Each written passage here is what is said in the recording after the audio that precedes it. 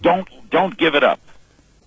You know, Larry, I want to tell you something. After 35 years and X amount of divorces and searching for love and searching for fame, I think I need I need to find something else, Larry. That's all I'm telling you. Well, after 40 years, I'm still just as excited, and my search finally bore fruition. I met the most wonderful girl in the world, but I could never think of giving up what you're giving up. I salute you. I think it takes a lot of courage to leave a microphone.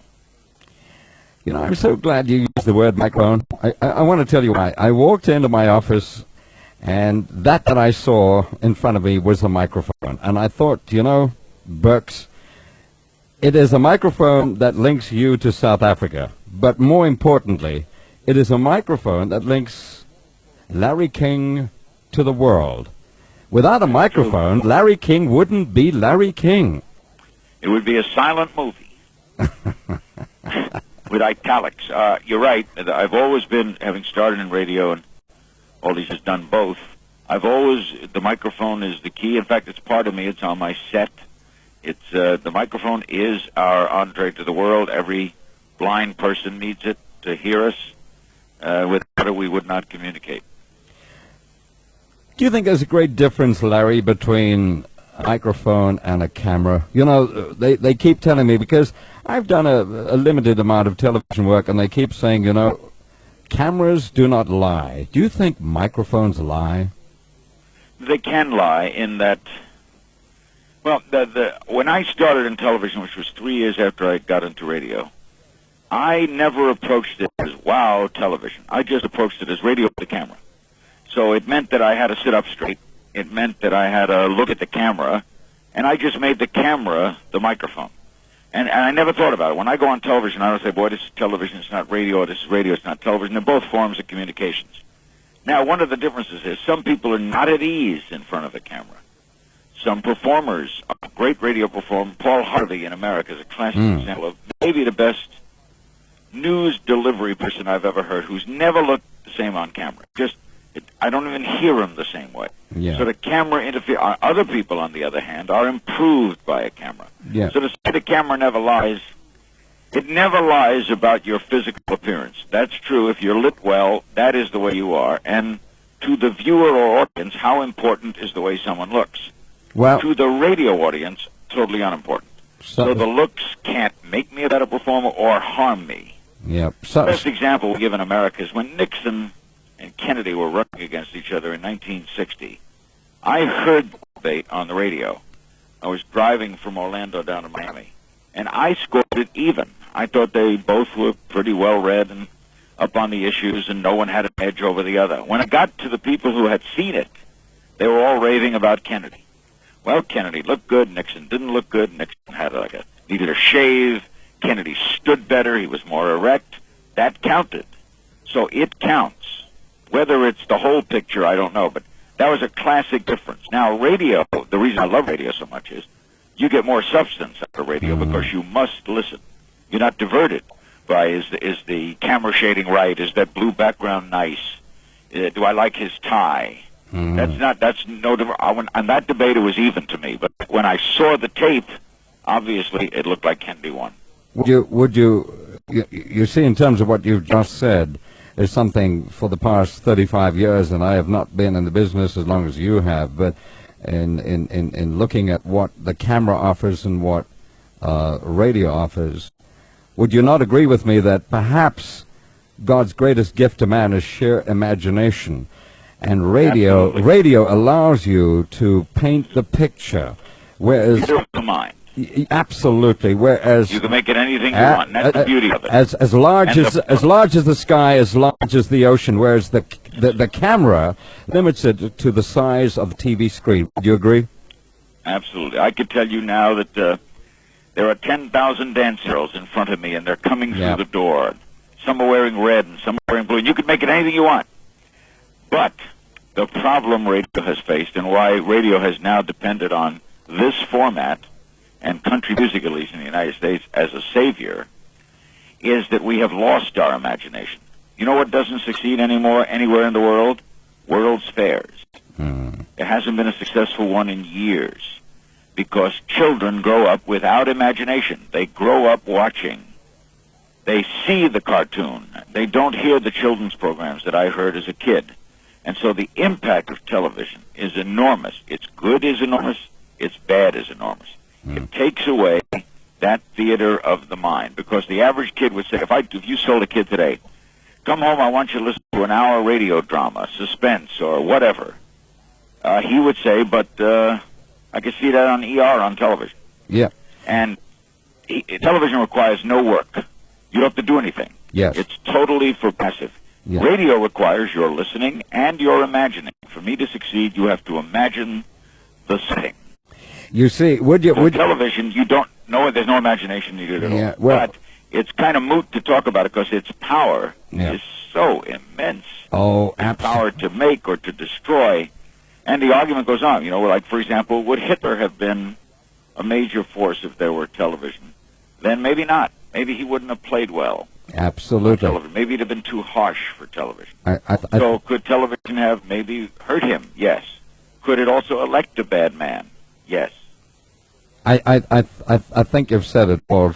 Somebody said to me on the air the other day, I was painting the picture by words of a train moving through the desert, and with the spoken word, I was painting a picture of the landscape, and I had a call from a blind man who said, "You know what? I saw the picture. Our television doesn't do that." Cannot do it. It's the drawback. But what it does do is it can show you human horror against human horror. I could describe the Holocaust to you, but never as eloquently as a photograph or a picture. There are sides for both. What I love about the whole ball of wax is I love communications. Each has such to offer if we take advantage of it. If you take advantage of your television set, it's an enormous tool. Your radio is a great tool. Your printed press, they're great tools to this. And now with what I don't even understand, with computers and internets, we're so information loaded that I would say that the kid of 10 today is 10 times smarter than I was when I was 10. He knows a lot more. What he doesn't have that I had when I was 10 and you had when you were 10 is imagination. What do kids wonder about? You're going to tell a kid we're going to the moon? We've been to the moon. We're going to tell a kid today, it's going to be 50 years from today, that he should wonder about. You're going to cure cancer? He expects that. What do people dream about now? Well, I don't know. You see, when you on radio, obviously you can. You see, I'm not sure about you, Larry, but I'm a great believer in dreams are all important, are they not? I mean, was it Disney who said? My daily existence. My whole career was built on I dreamt this, I wanted this. Dreams are very important, and that's a part. Television is taking dreams away. Yeah. Radio is the dream medium. All right, you are. It allows expansion. We need our dreams. But the impact of television is enormous. I was about to say, I think it was, who was it? You correct me. I think it was Disney who said, if you can dream it, and radio is part of, it's a dream. If you can dream it, you can do it, right? It was Disney. Yeah. That's correct.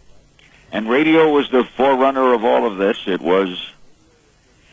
I still love it. I listen, I guess, 2 to 3 hours a day, which is probably above the norm. I like everything. I like the things it does. It's the best seller of music in the world. It sells music much better than video because I can use my imagination. It'll sell out a concert faster than a video. Because I want to see Elton John after I've heard him. Do you know, I interviewed Sir Cliff Richard today, and we were talking about Great Britain recognizing their rock and roll stars by knighting them. For example, Sir Paul McCartney, Sir Cliff Richard, Sir Elton John. And I said, as Sir Cliff Richard, I said, in America, Hollywood equals what royalty is to the United Kingdom. Would you agree with that? Correct. Yeah. We call it star. Right. That's correct. Like Larry King. Royalty. Like Larry King. In American royalty is television and bigger than that, movies. British royalty covers that wider basis. Now, American royalty used to be the presidency. That's no longer true. That we like our presidents, we want them to do well, but we don't exalt them. We don't put them on any pedestal. We do put John Travolta on a pedestal. More people would go to see John Travolta than see Bill Clinton. Larry, firstly, I'm so glad that you could afford us the time to be with us. My pleasure. I've never been in South Africa. My daughter was there last year, and she loved it, and I hope I can come in '98. Okay, so do you mind if I ask you the WHTs and not the WHYs? I'm going to ask you the whats and not the whys. I think you were the man who said, always ask the question why, because you're guaranteed more than just a four-word answer. Right or wrong? That's correct. You can't answer why shortly. All right. Now I'm going to ask you the whats. What is, as a kid from, and I've read most of your books, Tell It to the King, and I read the other one, When You're From Brooklyn, everything else is Tokyo.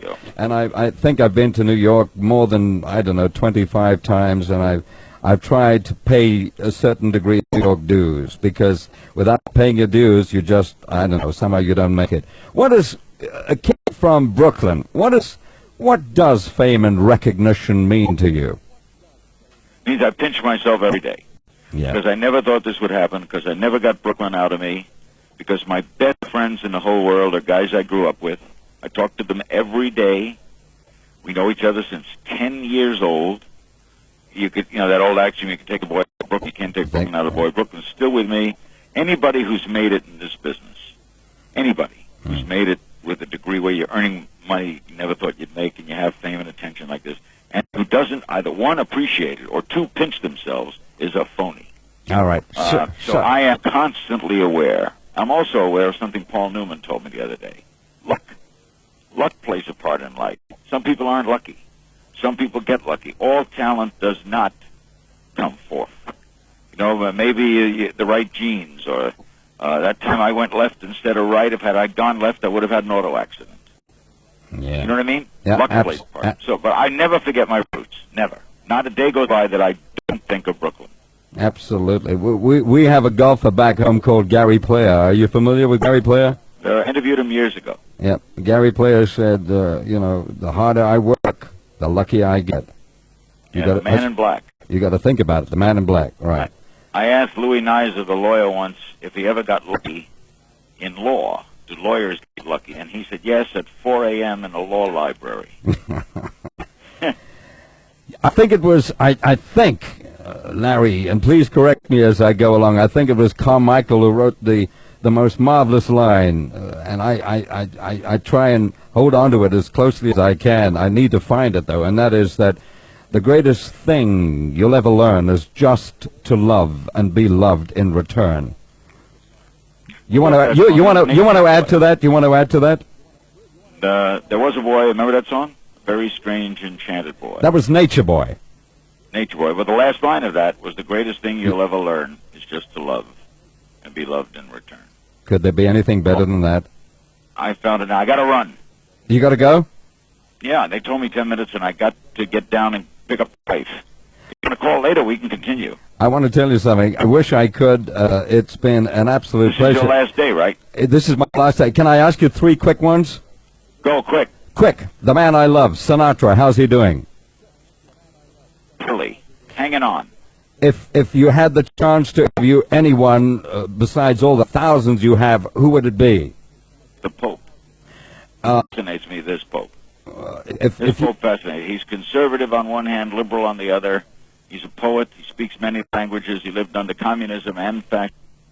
Larry Thanks. King. Larry Good King. Luck. Hey, listen. I wish you love and luck. You too. God bless Thanks, you. John. God bless you.